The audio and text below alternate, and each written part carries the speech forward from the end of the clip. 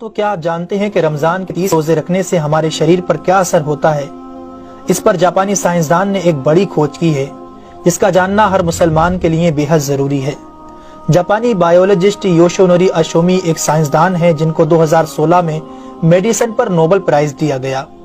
ان سے جب پوچھا گیا کہ آپ نے کون سی ایسی چیز بنائی ہے جس کی بنا پر آپ کو دنیا کا سب سے بڑا انعام نوبل پرائز دیا جا رہا ہے، تو انہوں نے کہا تھا کہ میں نے کینسر کی ممکنہ دوا کھوج لی ہے، اور اس بات پر دنیا نے بڑے پر انداز میں ان کی کاوش کو سراہا اور مبارکباد دی گئی۔ اس کے بعد ڈاکٹر یوشینوری اشومی نے کہا کہ میں نے کینسر کی دوا نہیں بلکہ کینسر سے بچاؤ کا حل تلاش کر لیا ہے۔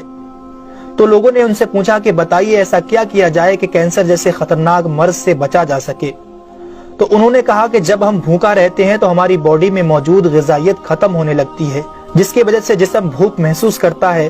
اگر اس بھوک کے دوران جسم تک کھانا نہ پہنچے تو ہمارا جسم بھوک کی شدت کی وجہ سے اپنے اندر موجود ان زہریلے سیلز کو کھانا شروع کر دیتا ہے جو کینسر کا سبب بنتے ہیں۔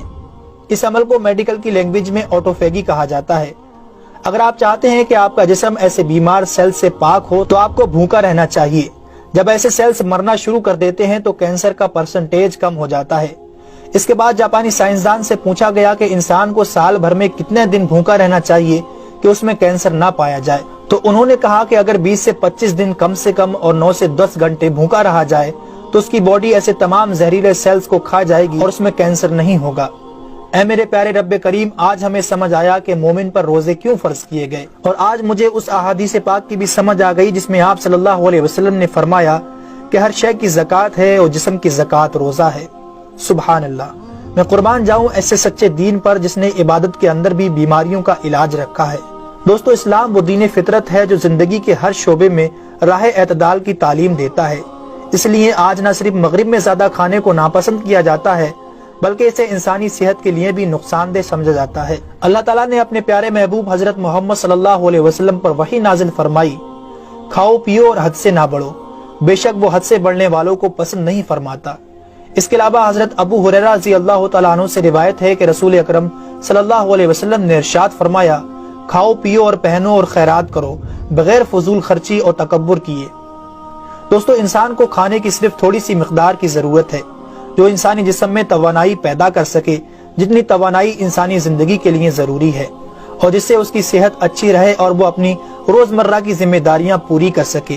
انسانی جسم کو جتنا کھانے کی ضرورت ہے اس سے زیادہ جسم میں داخل ہونے والا کھانا چربی بن جاتا ہے، جس کی وجہ سے انسان کا جسم بڑھ جاتا ہے، اس کی رفتار سست ہو جاتی ہے اور وہ بہت زیادہ تھکن محسوس کرنے لگتا ہے۔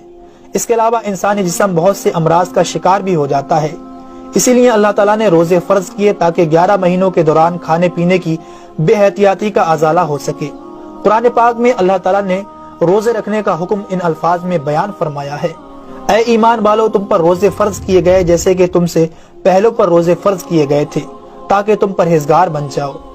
دوستو، قرآن مجید میں بیمار اور مسافر کے لیے روزے مؤخر کرنے اور جو روزہ نہ رکھ سکے ان کے لیے فدیہ ادا کرنے کا حکم دیا ہے۔ اس کے بعد روزہ رکھنے کی حکمت ان الفاظ میں بیان فرمائی، اور تمہارے لیے روزہ رکھنا ہی بہتر ہے اگر تم جانتے ہو۔ دراصل یہاں یہ بتایا گیا ہے کہ اگر تم موجودہ علم کو سمجھتے ہو تو تمہارے لیے بہتر یہی ہے کہ تم روزے رکھو، کیونکہ روزہ اپنے اندر بے شمار روحانی، نفسیاتی اور طبی فائدوں کو رکھتا ہے۔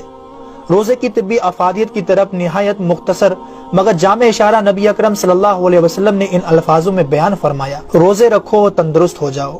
اللہ رب العالمین ہم سب کو اس مہینے میں زیادہ سے زیادہ نیکیاں کرنے اور سارے روزے رکھنے کی توفیق عطا فرمائے، آمین ثم آمین۔ تو کیا